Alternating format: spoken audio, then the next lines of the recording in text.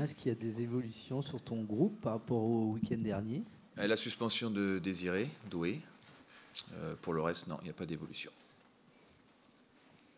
Voilà, comment on aborde ce match? On sait que c'est un concurrent direct, c'est une équipe qui est en forme, qui impressionne même en ce moment. Oui, c'est une équipe, c'est une équipe très en forme.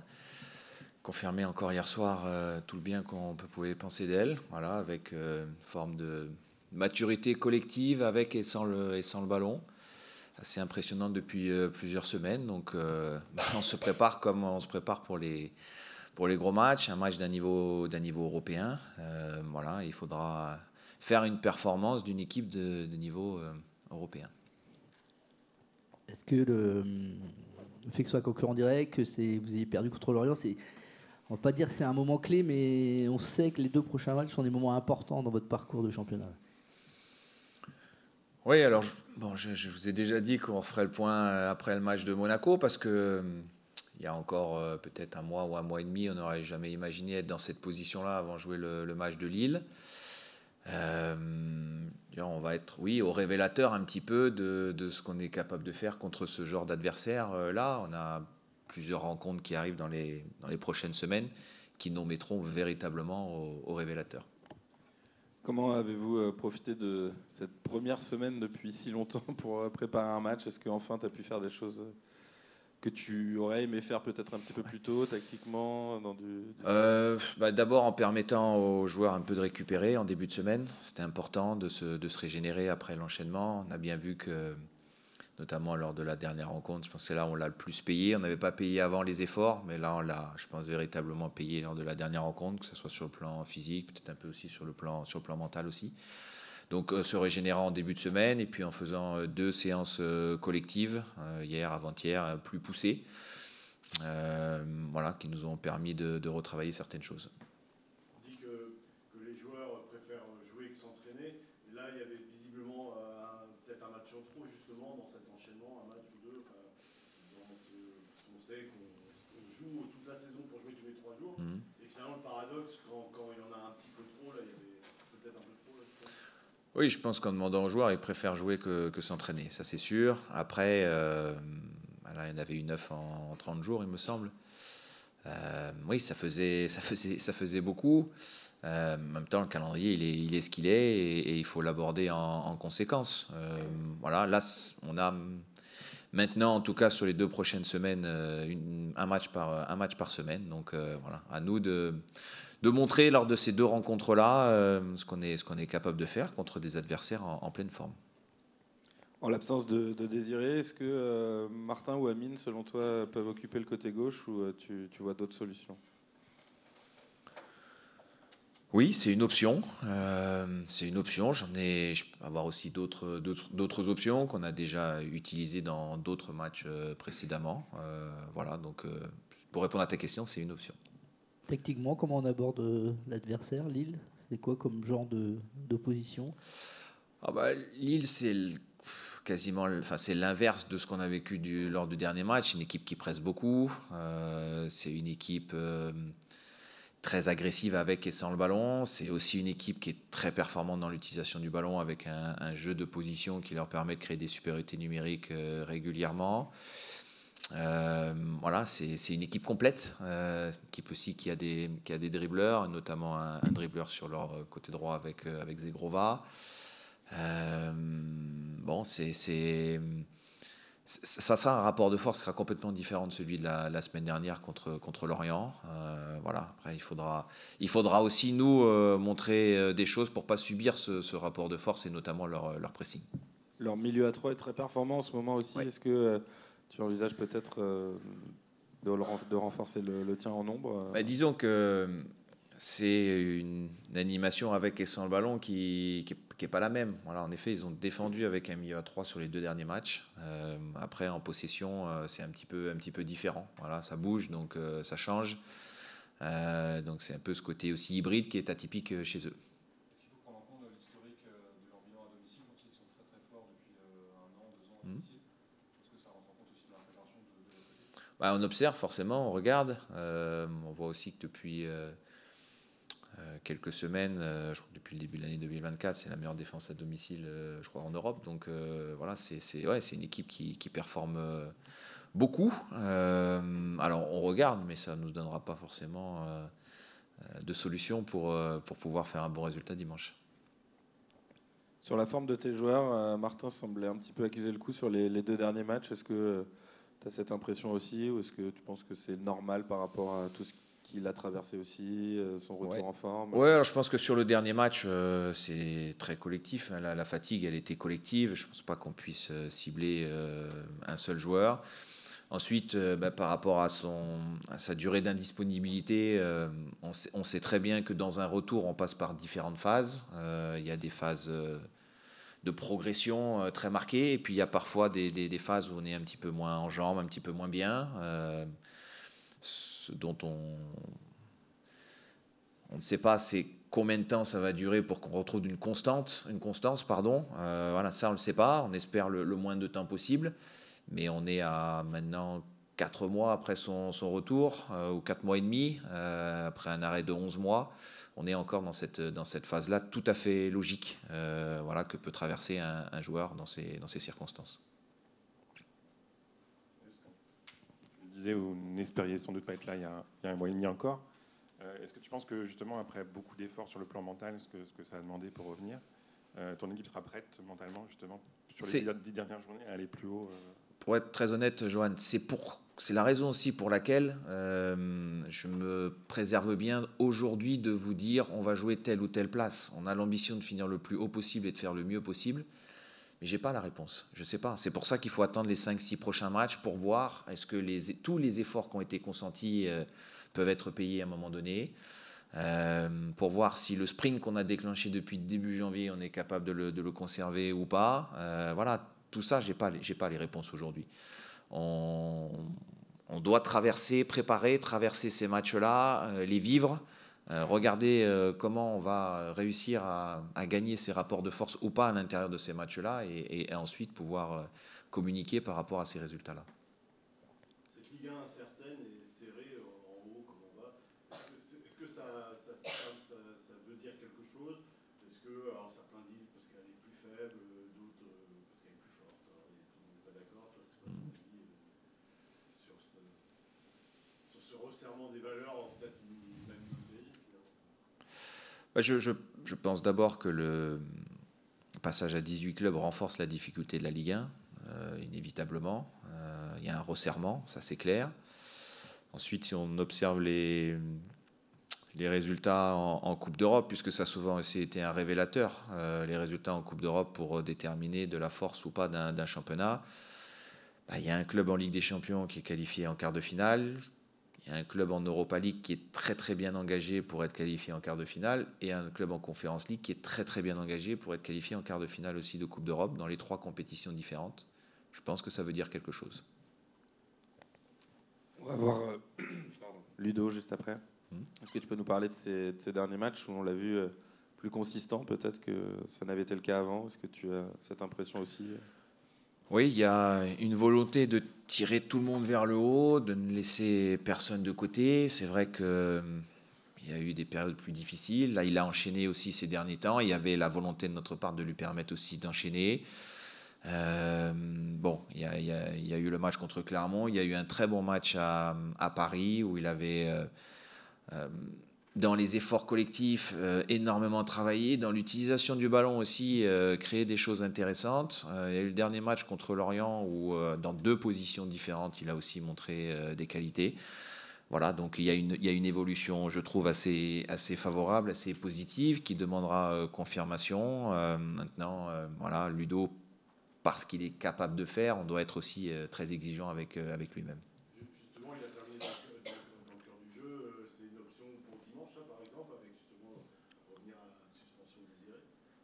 Ouais, il y a différentes options. Si tu veux, sur le match de Lorient, on était mené 1-0, donc on a pris une option ultra offensive, qui était déterminée par le contexte aussi.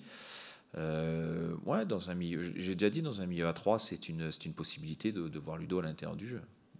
Est-ce que la performance que vous avez fait au Parc, c'est une vraie inspiration quand on va à Lille? Est-ce que ça peut ressembler un peu? C'est deux équipes, à mon sens, très différentes, notamment dans leur dynamique de jeu, dans ce qu'ils font. C'est beaucoup plus vertical au niveau de ce que peut faire Lille, en tout cas dans l'alternative. Donc, non, je pense que ce qu'on avait préparé à Paris était vraiment, correspondait vraiment aux caractéristiques de Paris. Se dire qu'on faudra faire un copier-coller de Paris à Lille, je ne pense pas que ça soit ça. Même si le support contre ces gros adversaires-là, bien évidemment, c'est d'être costaud, c'est d'être solide. Après, je pense qu'il y a d'autres choses à faire aussi contre eux. Est-ce que les chiffres historiques, on va dire catastrophiques, du Stade Rennais à Lille comptent, ou pour toi chaque match est une nouvelle remise à plat? Il y a quand même là pour le coup un vrai modèle, quoi. Oui, ça veut dire des choses sur les dernières années, sur leur supériorité, et il ne faut pas la nier. Après, c'est aussi un challenge certainement pour les joueurs de pouvoir inverser ça sur le match de dimanche. Juste une dernière question. Cette semaine, les présidents du club sont montés au créneau pour parler notamment de l'arbitrage français. La question est claire, est-ce qu'il y a un problème en ce moment avec les arbitres en France, et notamment aussi sur l'utilisation du VAR qui semble aussi cristalliser pas mal de mécontentement? Vous, en tant qu'entraîneur, qu'est-ce que vous pensez de tout cela? Je ne sais pas. Sujet tabou? Non, pas du tout. Mais est-ce qu'il y a un problème? Je ne sais pas. Parce que tout simplement, je n'ai pas les compétences pour pouvoir juger ça. Je n'ai pas les éléments non plus de la réunion. Je ne suis pas président de club. Je suis entraîneur. Je m'occupe des joueurs, de l'équipe. Donc voilà, même si on a subi certaines décisions contraires, mais on n'est pas les seuls. Il y en a d'autres aussi qui les ont subies. Donc que les gens compétents s'occupent de régler le problème s'il y a un problème. Voilà. Pour vous, il n'y a pas de problème? S'il y en a un qui s'occupe de le régler, voilà. Et moi, je m'occupe de régler ce que je peux faire avec mes joueurs, avec notre équipe. Merci. Passer cette première semaine depuis bien longtemps pour pouvoir préparer un match, est-ce que vous avez pu déjà vous régénérer un petit peu après cette grosse séquence et peut-être travailler d'autres choses que vous n'avez pas pu travailler ces dernières semaines? Ouais, retour à une semaine normale, mais ça fait du bien de pouvoir se concentrer sur un seul match pendant toute une semaine. On travaille beaucoup plus et déjà on récupère mieux, donc c'est ce qu'on n'avait pas vu depuis un moment. Sur un titre perso, tu préfères jouer un match tous les 3 jours ou avoir un match par semaine ou avoir un mix des deux? Ouais, jouer tous les 3 jours, c'est mieux. C'est mieux parce que t'as pas le temps de trop réfléchir et tu enchaînes directement. Et puis de toute façon, ce qu'on aime le plus, c'est jouer.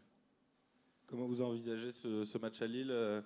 C'est un concurrent direct après la défaite malheureuse contre Lorient. Est-ce que ça rend ce match encore plus important peut-être qu'il ne l'était avant? Dans tous les cas, c'est un match important, mais c'est aussi un bon test. C'est un bon test parce que là, on va enchaîner deux rencontres qui sont très importantes pour nous. Donc, je pense que faut prendre le revers contre Lorient comme une leçon et un petit coup derrière la tête pour ne pas oublier aussi que chaque équipe est dangereuse et nous remettre sur le droit chemin parce que on a fait une période excellente et je pense que ça peut que nous aider à remettre les pieds sur terre. Comment tu vas, toi, individuellement, psychologiquement aussi? Il y a eu des moments pas faciles pour toi depuis ton arrivée à Rennes, le rapport au public, avec ce qui s'était passé. J'ai plus le match en tête, mais voilà, les sifflets, tout ça. Comment tu vis ça au quotidien? Est-ce que ça va dans la tête?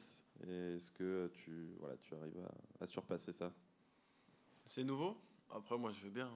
Je suis pas quelqu'un qui me prend la tête. Donc, en vrai, de vrai, c'est sûr que c'était quelque chose de nouveau, ce moment-là. Après, ça reste dans une carrière, toujours un moment comme ça. Et puis, moi, j'apprends plus que je subis. Donc, moi, dans ma tête, tout va bien. Et puis, le plus important, de toute façon, moi, c'est de retrouver le football que j'ai pu montrer avant. Donc, ça, c'est autre chose. C'est vrai que tu aurais pu, tu jouais moins, donc certains auraient pu lâcher. Toi, t'es remonté à la pente un peu tout seul, ou est-ce qu'il y a le discours du coach aussi qui a réussi à te concerner, à te remobiliser, ou c'est un peu des deux? Un peu des deux. Après, c'est sûr que j'ai été chercher tout seul aussi. C'est quelque chose qui, pour moi, une épreuve comme ça, c'est à moi de la surmonter seul. Parce que c'est là où j'apprends le plus. Et je ne suis pas encore sorti de tout ça. Hein. Je suis encore dedans. Donc petit à petit, après, j'ai beaucoup travaillé aussi. Et on va dire que ce moment-là m'a aidé. Parce que c'était un déclic pour continuer encore à montrer ce que je faisais de bien aussi à l'entraînement. Tu dis j'ai appris, tu as appris quoi? Est-ce que c'est notamment sur cette volonté de répéter les efforts beaucoup? En tout cas, on t'a vu contre Paris et là contre Lorient faire beaucoup d'efforts. Est-ce que c'était lié à ça ou pas forcément? Bah ouais, ouais, il y a ça aussi parce que c'est sûr que moi dans mon football à moi, j'ai un peu une attitude nonchalante qui est pas fait exprès, c'est mon jeu à moi et c'est sûr que au regard ça on a l'impression que bah, je suis pas à fond ou que je fais pas les efforts mais après au club et en dehors ils le savent parce que il y a les stats qui montrent que mais j'ai appris quelque chose aussi, c'est de beaucoup donner aussi pour l'équipe et pour le regard de mon coéquipier. Parce que même si mon coéquipier sait que je suis comme ça, montrer que je peux essayer de changer certaines choses, parce que je ne peux pas tout enlever non plus, peut l'aider à montrer qu'il peut avoir confiance en moi. Et après, je pense que dans une équipe, voir que tes coéquipiers ont confiance en toi, c'est la meilleure des choses. L'épisode du penalty, avec le recul, tu le regrettes un peu de l'avoir pris ce penalty? Non. Non. C'est sûr que la manière m'embête un peu, mais ça devait se passer, c'est comme ça. J'ai fait une erreur parce que il y a des tueurs désignés, mais c'est comme ça. Maintenant c'est derrière moi et puis c'est fini. Comment vous envisagez cette fin de saison, Ludovic, avec l'équipe? Est-ce qu'elle vous apparaît excitante? Est-ce que tu sens le groupe un petit peu motivé avec quand même des objectifs qui restent, que ce soit en championnat ou en Coupe de France? Comment vous êtes, dans quel état d'esprit? Bon, on est plutôt bien. C'est sûr qu'on a une fin de saison assez, on va dire, palpitante, pardon. On est encore en Coupe de France et on revient bien en championnat. Donc c'est sûr que c'est les fins de saison qu'on aime jouer. Donc je pense qu'il n'y a pas de motivation à avoir là, elle est directement là. Donc ça c'est des bonnes choses à vivre parce que si on arrive à faire de bonnes choses, on peut tous être contents à la fin. La possibilité d'avoir 3 finales de Coupe de France d'affilée, pour toi, tu l'as dans un coin de la tête? Bah, c'est sûr. Souvent on dit jamais 203. Je serais le premier content. Mais c'est sûr que là on va attendre de savoir contre qui on joue déjà dans un premier temps et puis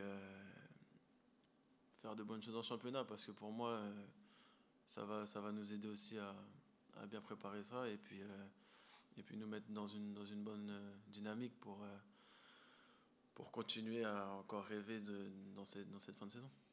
Dimanche, tu as fini le match dans le cœur du jeu. C'est une position que tu apprécies. Le coach disait que c'était une option possible dans un milieu à 3.